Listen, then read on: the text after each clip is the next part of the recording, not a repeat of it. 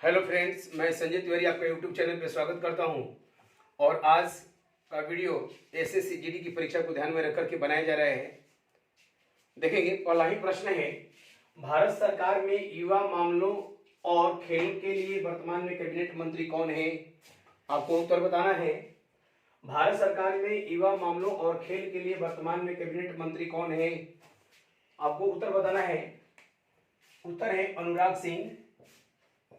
सिंह ठाकुर। अनुराग सिंह ठाकुर इसका उत्तर है। भारत सरकार में युवा मामलों और खेल के लिए वर्तमान में कैबिनेट मंत्री कौन है? अनुराग सिंह ठाकुर। इसके अलावा ये सूचना एवं प्रसारण मंत्री भी है। सूचना एवं प्रसारण मंत्री भी है और कैबिनेट मिनिस्टर है। इनका संबंध हिमाचल प्रदेश से है। ये हिमाचल प्रदेश के रहने वाले हैं, ये अनुराग सिंह ठाकुर। अब देखेंगे, अनुराग सिंह ठाकुर के अलावा अन्य प्रमुख मंत्रियों की बात करें तो आपको प्रधानमंत्री जानते हैं, श्री नरेंद्र मोदी हैं। इसके अलावा गृह मंत्री अमित शाह जी हैं। इसके बाद में रक्षा मंत्री को भी अगर पूछ ले, अगर रक्षा मंत्री पूछता है तो राजनाथ सिंह। अगर विदेश मंत्री के बारे में पूछता है तो एस जयशंकर हूँ विदेश मंत्री। इसके अलावा अगर मानव संसाधन मंत्री या शिक्षा मंत्री पूछता है, मानव संसाधन मंत्री या शिक्षा मंत्री पूछता है, या इसे कहते हैं शिक्षा मंत्री, तो शिक्षा मंत्री पूछता है तो धर्मेंद्र प्रधान है। ठीक है। अगला प्रश्न देखेंगे, भारतीय संविधान में नागरिकता का प्रावधान कहां से लिया गया है? अगला प्रश्न है, भारतीय संविधान में नागरिकता का प्रावधान कहां से लिया गया है? इसका उत्तर सोच करके बताइए आप। भारतीय संविधान में नागरिकता का प्रावधान कहां से लिया गया है? इसका उत्तर होगा ग्रेट ब्रिटेन के संविधान से हमारे यहाँ नागरिकता का प्रावधान लिया गया। और बता दें कि भारत के संविधान में जो नागरिकता है, नागरिकता एक ही नागरिकता की व्यवस्था है। एकल नागरिकता की चर्चा है। और भारत के संविधान में भाग दो और अनुच्छेद, अगर अनुच्छेद में जाकर के देखें तो अनुच्छेद 5 से 11 तक नागरिकता की चर्चा है। अगर कहता है कि भारतीय संविधान में नागरिकता का प्रावधान कहां से लिया गया है तो ग्रेट ब्रिटेन। ठीक है।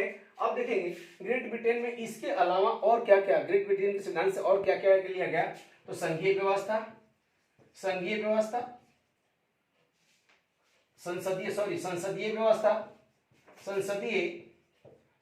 व्यवस्था, विधि का शासन, ये सभी जो है ग्रेट ब्रिटेन के संविधान से लिया गया है। अगला प्रश्न है, देखेंगे, विषाणुओं के अध्ययन को क्या कहा जाता है? इसका उत्तर बताइएगा। इसका उत्तर क्या होगा? विषाणुओं के अध्ययन को क्या कहा जाता है? इसका उत्तर है वायरोलॉजी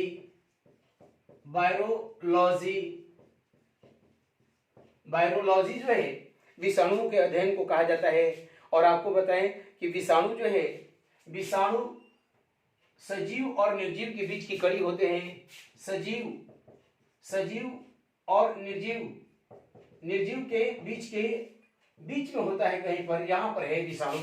अगर विषाणु को देखेंगे तो सजीव और निर्जीव के बीच में होता है। अगर शरीर से बाहर है तो वो निर्जीव है। अगर वो शरीर में जो पहुंच जाता है या कोशिका में पहुंच जाता है तो वह सजीव की भांति काम करने लगता है, अर्थात ये डुप्लीकेशन करने लगता है, गुणन करने लगता है। अब देखेंगे विषाणुओं के अध्ययन को वायरोलॉजी कहा जाता है, तो जीवाणुओं के अध्ययन को बैक्टीरियोलॉजी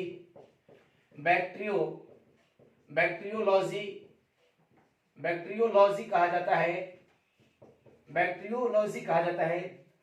जीवाणुओं के अध्ययन को बैक्टीरियोलॉजी कहते हैं, वहीं कवक के अध्ययन को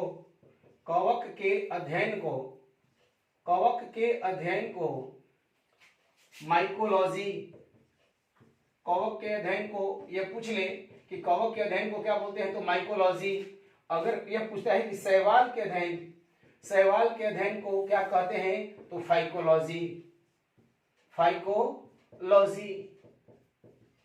ठीक है। देखिए अगला प्रश्न देखेंगे, गांधी इरविन समझौता का संबंध किस आंदोलन से है?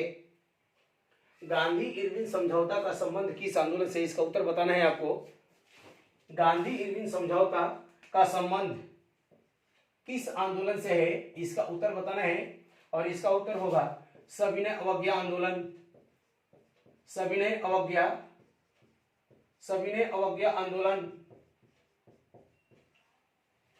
और आपको बता दें सविनय अवज्ञा आंदोलन 1930 से लेकर के 34 ईस्वी तक चला था। 1930 से लेकर के 1934 ईस्वी तक चला था। और इसी बीच में गांधी एवं इरविन के बीच समझौता हुआ 5 मार्च 1931 ईस्वी को। गांधी एवं इरविन के बीच, गांधी प्लस इरविन के बीच समझौता होता है, जिसे गांधी इरविन समझौता या दिल्ली पैक्ट के नाम से भी, दिल्ली पैक्ट के नाम से भी या दिल्ली समझौता के नाम से भी जाना जाता था। और इसका उद्देश्य था, इरविन का उद्देश्य था कि गांधी जी सविनय अवज्ञा आंदोलन को वापस लें या बंद करें। गांधी इरविन समझौता का उद्देश्य था कि सविनय अवज्ञा आंदोलन को बंद कराया जाए और गांधी जी को लंदन में चल रहे गोलमेज सम्मेलन में भाग लेने के लिए प्रेरित किया जाए। ठीक है। और गांधी जी द्वितीय गोलमेज सम्मेलन में भाग भी लेते हैं। ठीक है। अगला प्रश्न देखेंगे, लक्षद्वीप आइलैंड स्थित है, इसका उत्तर देना है आपको। लक्षद्वीप आइलैंड स्थित है, इसका उत्तर क्या होगा, तो उत्तर है अरब सागर। लक्षद्वीप या लक्षद्वीप समूह किस सागर में स्थित है, या लक्षद्वीप आइलैंड स्थित है, तो आंसर है अरब सागर में। आपको बता दें यह जो लक्षद्वीप है यह अरब सागर में तो है ही, यह कोरल रीफ का बना हुआ है। कोरल रीफ का बना हुआ है। इसकी राजधानी है कावारती। भारत का एक केंद्र शासित राज्य भी है और इसकी राजधानी कहाँ है, कावारती। अगर मैप पर जाकर के देखेंगे तो मैप में आइए देखते हैं, तो मैप में आपको दिखाई पड़ेगा कि ये लक्षद्वीप है, और यहाँ आएंगे बंगाल की खाड़ी में, तो यह अंडमान निकोबार द्वीप समूह है। और बंगाल की खाड़ी में स्थित अंडमान निकोबार द्वीप समूह यह हिमालय का विस्तार माना जाता है, जबकि यह लक्षद्वीप जो है, लक्षद्वीप प्रवाल द्वीपों का समूह है और इसकी राजधानी कावारती है। ठीक है। अगला प्रश्न देखेंगे, भारतीय उपमहाद्वीप में जन्म लेने वाला कौन सा संगीत सूफी संगीत के रूप में है, सूफी संगीत के रूप में है, इसका उत्तर आपको बताना है। इसका उत्तर क्या होगा, भारतीय उपमहाद्वीप में जन्म लेने वाला कौन सा संगीत सूफी संगीत के रूप में है, आंसर है कव्वाली। देखेंगे कव्वाली में दो ग्रुप बना करके लोग गाते हैं और वह सूफी पर आधारित है। और भारत में कव्वाली का जनक माना जाता है अमीर खुसरो को। अमीर खुसरो को भारत में कव्वाली का जनक माना जाता है। इसके अलावा कव्वाली के साथ साथ तबला एवं सितार, तबला प्लस सितार का भी जनक माना जाता है अमीर खुसरो को। भारत में उर्दू का जनक भी माना जाता है किनको, अमीर खुसरो को। और अमीर खुसरो के बारे में कहा जाता है कि इन्होंने 7 सुल्तानों के शासनकाल को देखा था। और इनके गुरु का नाम था निजामुद्दीन औलिया। निजामुद्दीन औलिया जो कि एक सूफी संत थे। निजामुद्दीन औलिया इनके गुरु का नाम था और ये क्या थे? तो सूफी संत थे। अगला प्रश्न है, जम्मू कश्मीर को किस अनुच्छेद के तहत विशेष राज्य का दर्जा प्राप्त था? आपको उत्तर बताना है। जम्मू कश्मीर को किस अनुच्छेद के तहत विशेष राज्य का दर्जा प्राप्त था? उत्तर है अनुच्छेद 370।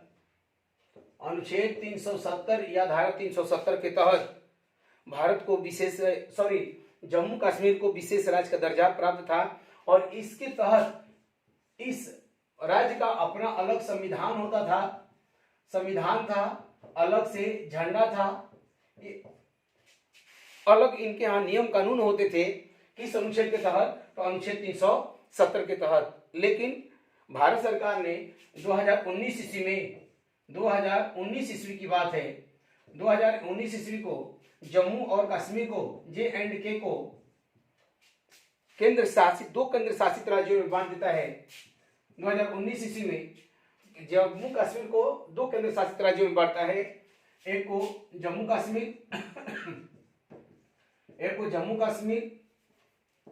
जम्मू कश्मीर और दूसरा लद्दाख, दो केंद्र शासित राज्यों में बांटता है। और यह बांटता है 5 अगस्त 2019 ईस्वी को इसकी घोषणा की जाती है और 31 अक्टूबर 2019 ईस्वी को यह लागू कर दिया जाता है। 31 अक्टूबर 2019 ईस्वी को लागू कर दिया जाता है और इस तरह जम्मू कश्मीर अब केंद्र शासित राज्य यह राज्य न होकर के एक केंद्र शासित राज्य रह गया है। और इस तरीके से भारत में कुल राज्यों की संख्या अगर पूछे कि कितना है तो 28, केंद्र शासित राज्यों की संख्या तो 8, केंद्र शासित राज्य पूछे तो 8 और राज्य पूछे तो 28। अगला प्रश्न है, राजीव गांधी खेल रत्न पुरस्कार पाने वाला सबसे कम उम्र का खिलाड़ी कौन है? राजीव गांधी खेल रत्न पुरस्कार पाने वाला सबसे कम उम्र का खिलाड़ी कौन है? इसका उत्तर देखेंगे। इसका उत्तर है अभिनव बिंद्रा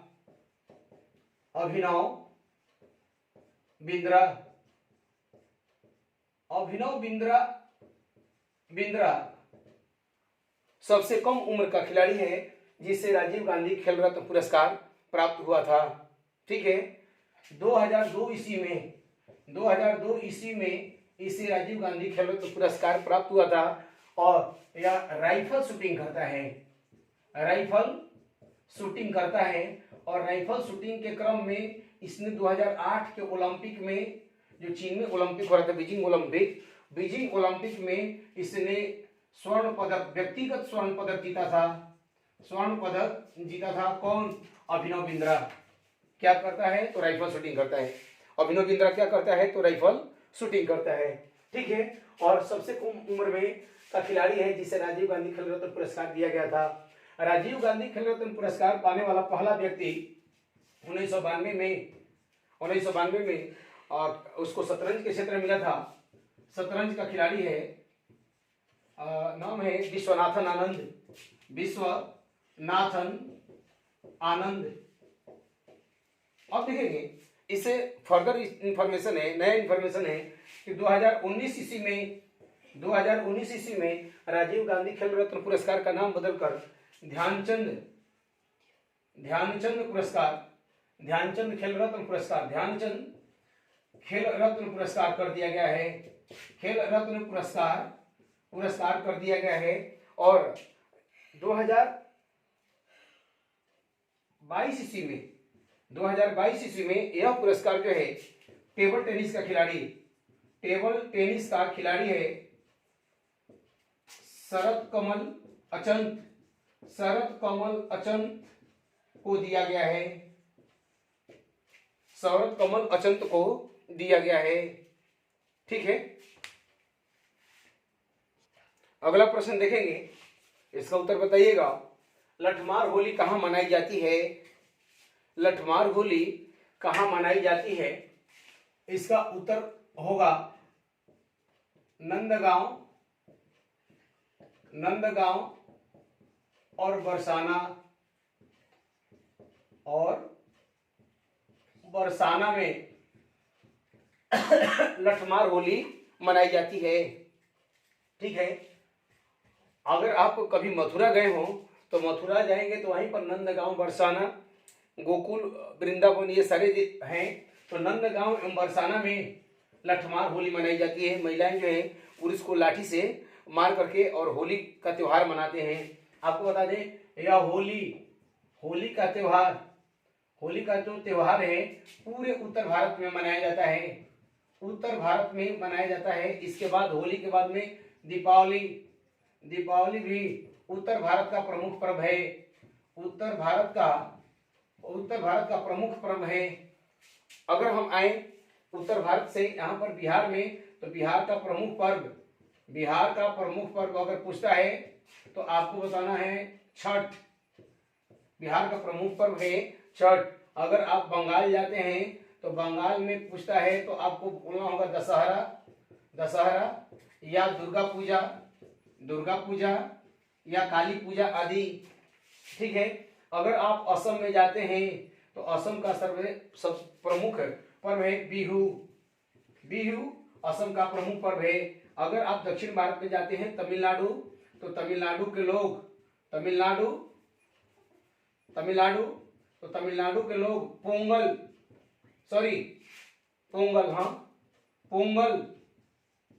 पोंगल मनाते हैं। जबकि केरल में जाएंगे तो वहां का प्रसिद्ध पर्व है ओणम। ये पर्व हो सकता है कि आपको परीक्षा में पूछ ले। अगला प्रश्न देखेंगे, हवा महल किस शहर में स्थित है? आपको जवाब देना है हवा महल किस शहर में स्थित है। इसका उत्तर है जयपुर। जयपुर में हवा महल है और यहाँ का प्रमुख पर्यटन स्थल है। जयपुर को गुलाबी नगर के नाम से या गुलाबी नगरी के नाम से भी जानते हैं। और यह जयपुर जो है राजस्थान की राजधानी भी है, गुलाबी नगरी के नाम से भी जाना जाता है। अब देखेंगे हवा महल के अलावा अगर हम लोग जाएं जयपुर में ही तो जंतर मंतर है। जंतर मंतर भी कहाँ है? तो जयपुर में। जयपुर के अलावा यह मथुरा में है, दिल्ली में है, बनारस में है, उज्जैन में है। जंतर मंतर अगर देखेंगे तो जयपुर तो है ही, दिल्ली, मथुरा, उज्जैन आदि जगहों पर भी, बनारस आदि जगहों पर भी है। अगर हम जयपुर के अलावा राजस्थान में जाएं तो चित्तौड़गढ़ का किला फेमस है। राजस्थान में माउंट आबू मुख्य पर्वतीय पर्यटन स्थल, माउंट आबू राजस्थान में है, प्रमुख पर्वतीय पर्यटन स्थल है। ठीक है। अगला प्रश्न है, कौन सा धातु सबसे अधिक तन्य है? तन्य यानी खींचने पर बढ़ता हो, तन्य है यानी उसको खींचा जाए। कौन सा धातु सबसे अधिक तन्य है? इसका उत्तर है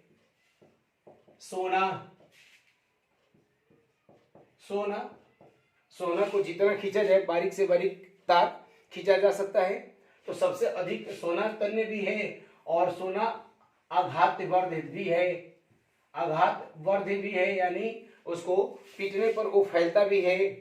लेकिन यह धातु जो है पीला कलर का होता है, पीली धातु के नाम से। अगर कोई पूछे कि इसका रंग कैसा होता है तो पीला होता है। अगर इसका परमाणु संख्या पूछे तो इसका परमाणु संख्या 79 है। ऑरम है, रासायनिक नाम ऑरम है, परमाणु संख्या 79 है। और आपको बता दें यह हेवी मेटल में इसकी गिनती है। और हेवी मेटल होने के कारण यह सामान्यतः किसी के साथ कोई रिएक्शन नहीं करता है, केवल रिएक्शन करता है तो एक्वा रेजिया के साथ या अम्लराज के साथ यह रिएक्शन करता है और अम्लराज ही इसको प्रभावित कर सकता है। सोना को अम्लराज ही प्रभावित कर सकता है, दूसरे से यह किसी प्रकार का प्रभावित नहीं होता है। चाहे जितना दिन भी इसको मिट्टी में या अन्य जगहों पर कहीं भी पानी में रख दीजिए, यह गलता सड़ता या इसमें जंग नहीं लगता है।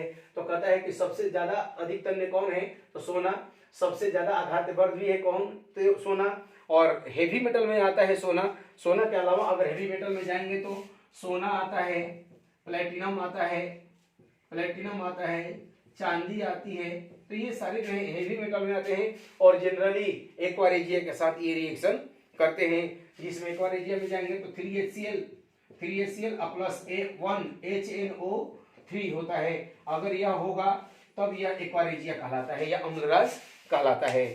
ठीक है, अगला प्रश्न देखेंगे, जम्मू कश्मीर में कौन सी जनजाति पाई जाती है। इसका उत्तर आपको बताना होगा कि जम्मू कश्मीर में कौन सी जनजाति पाई जाती है। इसका उत्तर है गुज्जर एवं बकरवाल।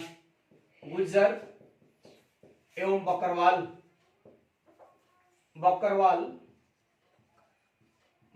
जनजाति पाई जाती है। कहां पर, तो जम्मू और कश्मीर में। आपको बता दें जम्मू और कश्मीर पहले राज्य था, लेकिन 2019 ईस्वी में इसे केंद्र शासित राज्य बना दिया गया और इसमें केंद्र शासित में जम्मू कश्मीर अलग है और लद्दाख अलग है। और यह जो जनजाति है गुज्जर और बकरवाल जम्मू कश्मीर और लद्दाख दोनों ही क्षेत्रों में पाई जाती है और जनरली यह भेड़ चराती है। इसके बाद में अगर जाएं हिमाचल प्रदेश, तो हिमाचल प्रदेश में देखेंगे तो यहाँ पर गद्दी नामक जनजाति पाई जाती है। हिमाचल प्रदेश में गद्दी नामक जनजाति पाई जाती है। अगर यह प्रश्न पूछे कि भारत की वर्तमान में सबसे बड़ी जनजाति कौन है, तो गोंड जो है भारत की सबसे बड़ी जनजाति है। और अगर यह प्रश्न पूछता है कि भारत में सबसे अधिक जनजातियों की संख्या किस राज्य में है, तो एमपी। क्या जवाब देंगे, एमपी। मध्य प्रदेश में सर्वाधिक जनजातियां रहती हैं। जनजातियों को अंग्रेजी में एसटी या शेड्यूल्ड ट्राइब्स कहते हैं। जनजाति का मतलब होता है कि वैसे लोग जो सुदूरवर्ती इलाकों में रहते हों, पहाड़ी इलाकों में या जंगली इलाकों में रहते हैं और वहीं पर अपना जीवन यापन करते हैं, समाज की मुख्य धारा से कट के रहते हैं, उन्हें जनजाति कहते हैं, उन्हें जनजाति कहा जाता है। जैसे आप आदिवासी देखेंगे, आदिवासी को ही जनजाति कहा गया, ठक्कर बापा ने, यहाँ आता है कि ठक्कर बापा ने इन्हें जनजाति कहा। अगर पूछता है कि सर्वाधिक जनजाति कहाँ है, तो एमपी में सबसे बड़ी जनजाति कहाँ है, कौन सी है, तो गोंड। अगर पूछ ले कि टोडा जनजाति कहाँ पाई जाती है, तो टोडा जनजाति नीलगिरी क्षेत्र में पाई जाती है। अगर पूछे कि संथाल, ये झारखंड की सबसे प्रमुख जनजातियां कौन, या झारखंड में कौन कौन सी प्रमुख जनजातियां रहती हैं, तो आपको बताना होगा संथाल हो बिरहोर, मुंडा आदि, ये सब जनजातियां कहाँ पाई जाती हैं, झारखंड में। इसके अलावा अन्य राज्यों में भी अलग अलग, जैसे भील जनजाति, तो भील को देखेंगे तो भील जनजाति या कुल भील जनजाति जो है राजस्थान में पाई जाती है। ठीक है।